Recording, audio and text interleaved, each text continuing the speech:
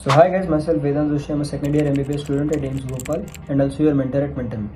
तो आज के अपने वीडियो का टॉपिक है 4 months road map to crack NEET 2024।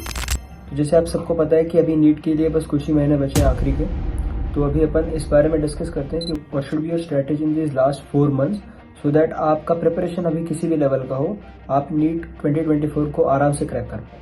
So let's get start. तो देखो क्या है कि अभी बहुत कम टाइम बचा है, ऐसा सबका माइंडसेट चलता है कि लाइक 4 months ही बचे हैं, 4 months में क्या होगा, 2 साल ज़्यादा अगर तुम पढ़ लेते अच्छे से तो अच्छा होता, 4 months में क्या होगा। या तो ये सारी बातें जो है ये साइड में रख के, नेगेटिव थिंग्स को साइड में रख के, सारे नेगेटिव सोच को साइड में रख के, अगर तुम थोड़ा खुद पे कॉन्फिडेंस रख के पॉजिटिविटी के साथ, सिर्फ पॉजिटिव सोच लेके भी कुछ नहीं होने वाला है, बस पॉजिटिविटी के साथ अगर तुम बहुत ज़्यादा मेहनत करने को रेडी हो तो it's very easy to crack NEET in 4 months। It is more than sufficient time है 4 months। ठीक है, मैं ऐसा क्यों बोल रहा हूँ ये आगे वीडियो में आपको पता चलेगा। तो देखो क्या है कि सबसे इम्पोर्टेंट चीज़ होती है नीट में ये जानना कि अपने को कौन सी चीज़ें पढ़नी है, कौन सी चीज़ें नहीं पढ़नी है। क्योंकि मैं हमेशा कहता हूँ कि exam is a rejection process. जो तुम इम्पोर्टेंट चीज़ नहीं है उसको रिजेक्ट कर दोगे तो तुम अपने आप सेलेक्ट हो जाओगे। क्योंकि तुमको सबको ये पता है कि हर बार जो स्पेसिफिक टॉपिक्स होते हैं जो कि मोस्ट फ्रीक्वेंटली आस्क्ड होते हैं, उन्हीं से बार बार क्वेश्चंस पूछे जाते हैं। जो चाहे फिजिक्स में हो, केमिस्ट्री, बायो में, हर एक में ऐसे कुछ स्पेसिफिक टॉपिक्स होते हैं जो कि तुम्हारे पेपर का एक मेजर चंक बनाते हैं।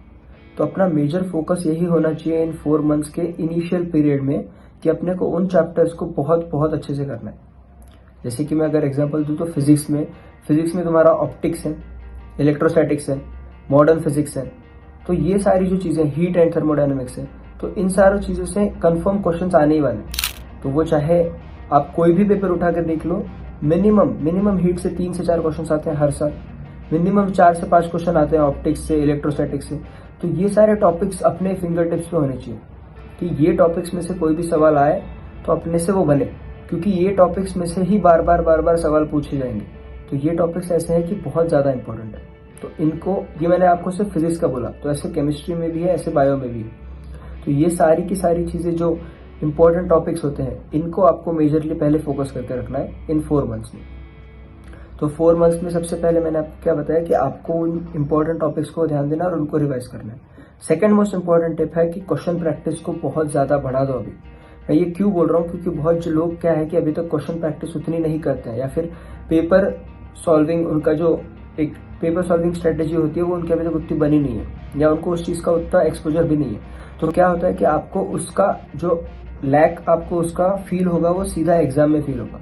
आपको लगेगा कि यार इसकी तो मेरे को आदत है ही नहीं, क्योंकि मैं तो बस पढ़ रहा था। जब क्वेश्चन सॉल्व करने की बारी आई तो जब कोई क्वेश्चन ऐसे डिफिकल्ट या फिर कोई वर्ड चेंज करके आ जाता है, जैसे नॉट इनकरेक्ट, तो वो पढ़ने में गलती हो जाती है। तो ये सारी जो भी प्रैक्टिस से ही आपकी ये सारी चीज़ें इंप्रूव होगी।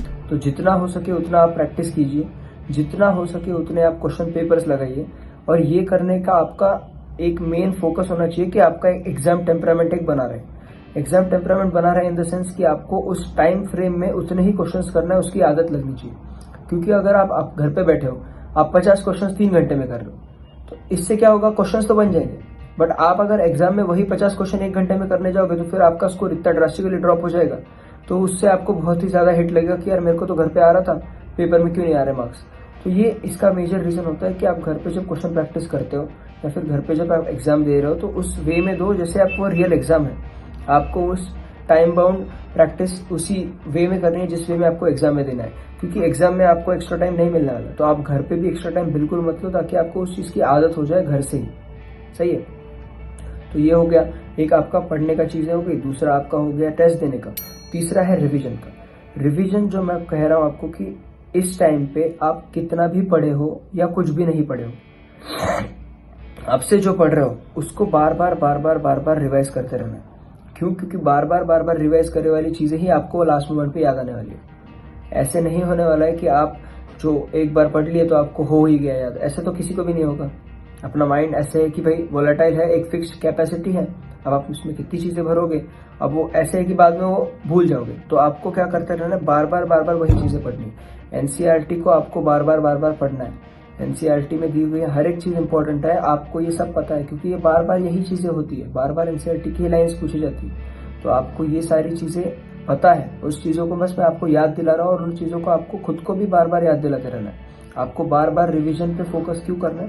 क्योंकि आप भले अच्छे से पढ़ लोगे, आप भले ही सारी चीज़ें कर लोगे, बट लास्ट में अगर उसको आप रिवाइज नहीं करोगे तो आपकी वो सारी मेहनत वेस्ट हो जाएगी, क्योंकि आप लास्ट में उसका आउटपुट नहीं दे पाओगे। और अपना मेजर फोकस यही है कि आपने जितना पढ़ा है उसको अपने को उस 3 घंटे में अपने को उसको रिडीम करना है। तो इसके लिए आपको रिवीजन तो मोस्ट इम्पॉर्टेंट है। रिवीजन में आप जितना फोकस करोगे उतना सही रहेगा। तो रिवीजन के लिए मैं एक स्ट्रेटेजी तुमको यही दूंगा कि तुम पहले तो फोकस करो, जैसे मैंने बोला कि इंपॉर्टेंट टॉपिक्स पहले 1 से 1.5 महीने में खत्म कर लो। इंपॉर्टेंट टॉपिक्स तुम्हारे होने के बाद जो आपके पास 15-20 दिन बचे हैं, उसके अंदर बाकी के बचे हुए जो टॉपिक्स हैं उनको सुपरफिशियली कवर करना। ऐसे नहीं है कि जो टॉपिक्स आपको थोड़ा डिफिकल्ट जाते हैं या आपने कभी पढ़े नहीं है तो उनको छोड़ ही देना है। छोड़ मत दो, थोड़ा सा उसको सुपरफिशियल लेवल पे उसके, अगर फिजिक्स है तो बेसिक फार्मूलाज देख लो, केमिस्ट्री है तो बेसिक रिएक्शंस देख लो, बायोलॉजी में एग्जांपल्स जो है वो याद कर लो। क्यों? क्योंकि अगर उन जो डिफिकल्ट टॉपिक्स, जो आपके डिफिकल्ट टॉपिक्स या जो आपने कभी भी नहीं पढ़े वाले टॉपिक्स है, उनमें से कोई एकदम बहुत ही बेसिक क्वेश्चन आ गया, फॉर एग्जाम्पल आप अगर रोटेशन नहीं पढ़ के जा रहे हो या आपने रोटेशन अभी तक नहीं पढ़ा है और वो इतना बड़ा चैप्टर है कि उसको कवर करने में ही आपको 1 महीना लग जाएगा, तो आप ऑब्वियसली अब उस पर उतना फोकस करोगे नहीं। तो उसमें अपने को करना क्या है कि रोटेशन के बेसिक फॉर्मूलेस तो अपने को एटलीस्ट आने चाहिए ना, क्योंकि कल को अगर कोई क्वेश्चन आ गया कि what is the moment of inertia of disc about an axis passing through its centre perpendicular to its plane, तो अब AMR²/2 ये तो अपने को आना ही चाहिए। तो ये तो बहुत ही बेसिक सा जो फॉर्मूला बेस्ड क्वेश्चन है, ये तो कोई रोटेशन पढ़ने की जरूरत नहीं थी इस क्वेश्चन के लिए। आपको जो बेसिक चीजें हैं किसी भी चैप्टर की वो तो आनी ही चाहिए ना, क्योंकि अगर आपको बहुत ही इजी सवाल आ गया तो ये तो आपसे बनना ही चाहिए, भले ही आपने वो चैप्टर इन डेप्थ पढ़ा हो या ना पढ़ा हो। तो पहले 1 से 1.5 महीने में, इन 4 महीने के आपको वो इंपॉर्टेंट टॉपिक्स खत्म करने हैं। उसके बाद के 15-20 दिन आपको ये जो बाकी बचे हुए चैप्टर्स हैं उनको सुपरफिशियली पढ़ लेना है। अभी जो बचा हुआ टाइम है आपके पास, इस टाइम में आपको बस 2 चीजें करनी है, रिवीजन और क्वेश्चन पेपर, रिवीजन और क्वेश्चन पेपर, रिवीजन और क्वेश्चन पेपर। और क्वेश्चन पेपर ऐसे नहीं है कि बस दे दिया और छोड़ दिया। क्वेश्चन पेपर का जो आने के बाद का एनालिसिस है, ये सबसे बड़ा नेक्स्ट इंपॉर्टेंट चीज है। तो एनालिसिस जब आप कर रहे हो तो एनालिसिस करते वक्त आपको सबसे बड़ा ध्यान रखना है कि आपको आपकी गलतियां भी नोट करनी है और आपके जो लगे हुए तुक्के हैं वो भी नोट करना है, क्योंकि बहुत बार अपन उसको निगलेक्ट कर देते हैं कि आपने सोचा हाँ यार ये हो सकता है और आपने टिक कर दिया। अब आपने वो वहां पे आपको श्योर नहीं थी वो चीज, बस आपने टिक कर दिया, आपका सही भी हो गया। बट इन चीजों को भी आपको नोट करके रखना है, इसको भी आपको बाद में पढ़ लेना है और याद रखना है कि भाई ये भी अपने को आया था पेपर में और ये अपने को याद नहीं आ रहा था, तो अपने को इस पर ध्यान देने की जरूरत है। तो ये सारी चीजें भी आपको उतना ही इंपॉर्टेंस देके ध्यान रखना है। तो जस्ट मैं रिवाइज करने के लिए बता दूं कि सबसे पहले अपन ने ध्यान दिया था कि अपने को सिर्फ इंपॉर्टेंट टॉपिक्स जो है उन पे मेजर फोकस करना है, पहली चीज। दूसरी चीज, exam solving temperament, exam paper देने वाली टेंडेंसी अपने रूम पे ही होनी चाहिए, उस वे में क्वेश्चन प्रैक्टिस करो। तीसरी चीज, रिवीजन कैसे करना है वो भी मैंने आपको बता दिया है। और चौथी चीज, जो आप एग्जाम पेपर्स दोगे उसका एनालिसिस करना भी बहुत जरूरी है।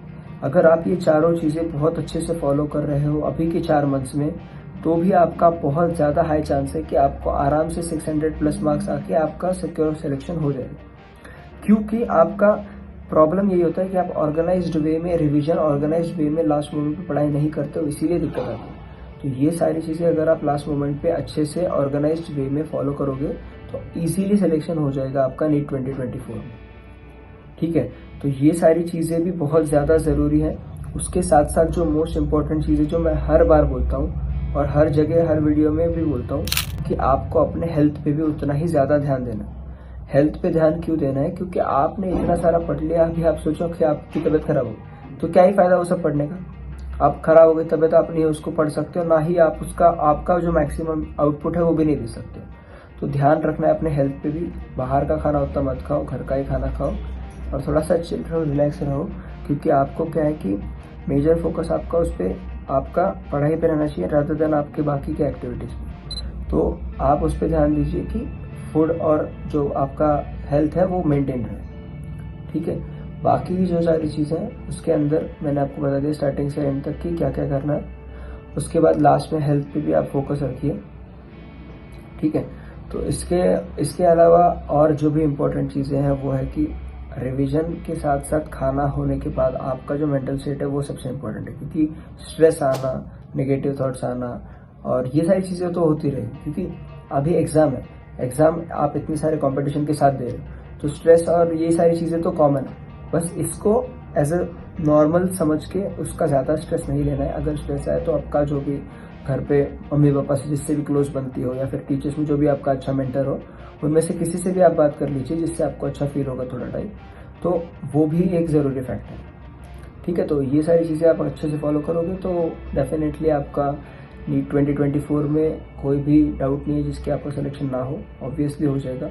और एज मेंटर में हम आपको एक और चीज़ प्रोवाइड कराने वाले हैं कि सारे टॉपिक्स के, जैसे मैंने बताया कि सबसे बड़ा जो मेजर पॉइंट मेरा पहला था कि इंपॉर्टेंट टॉपिक्स आपको पढ़ने हैं सिर्फ, तो 45 important topics of physics, chemistry and biology, ऐसी एक सीरीज़ हम अभी लॉन्च करने वाले हैं, तो उसको भी आप अच्छे से यूज़ कर सकते हैं। तो उसके लिए और बाकी अपडेट्स के लिए चैनल को सब्सक्राइब कर लीजिए और लाइक कर लीजिए वीडियो को और शेयर कर लीजिए बाकी सारे एस्पिरेंट्स को, क्योंकि सबकी ही मदद होनी चाहिए, राइट। और अपन इस वीडियो पे भी एक टारगेट लाइक रखते हैं 100 लाइक्स का, तो फर्स्ट टाइम अपन रख रहे हैं, तो आई होप कि आप ऑब्वियसली उसको कंप्लीट करेंगे। और ऐसे ही टिप्स एंड ट्रिक्स के लिए चैनल को सब्सक्राइब कर लीजिए। All the best.